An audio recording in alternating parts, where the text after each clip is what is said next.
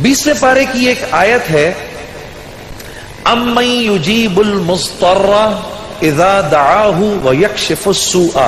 ये 20वें पारे के पहले सफ़े पे है, ये याद रखिएगा। पहले ही सफ़े पर जिसको कुरान पढ़ना आता है उसको बिठाएं, उससे पूछें वो आयत किधर है। शुरू के अंदर ही है, 4-5 सत्रों के बाद।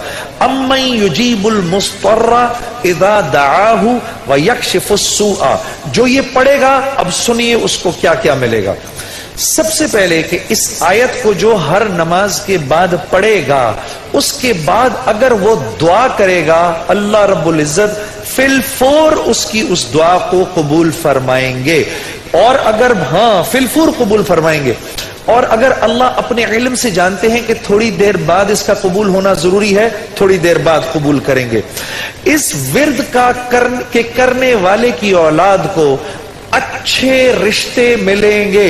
जो इस विर्द का एहतमाम करेगा हर नमाज के बाद एक दफा, उसको या उसकी औलाद को अल्लाह अच्छे रिश्ते देगा। इस विर्द इस आयत के पढ़ने वाले को जब ये किसी मुश्किल में फंसेगा, और अगर इसकी जुबान से उस वक्त निकला, जब आपसे मोबाइल छीनने आता है ना कोई, उस वक्त ये दुआ पढ़ो, उसको नजर ही नहीं आओगे, उसको नजर ही, उस जालिम को आप नजर ही नहीं आएंगे। ये मैं आपको बता रहा हूं, मेरी गर्दन पकड़ लेना। अगर किसी को देखोगे मोबाइल छीनने आ रहा है, ये दुआ पढ़ो, अम्मन युजीबुल मुस्तर्रा इज़ा दआहु व यक्शिफुस सूआ। अल्लाह उस जालिम को हिम्मत ही नहीं देगा आपके पास आने की।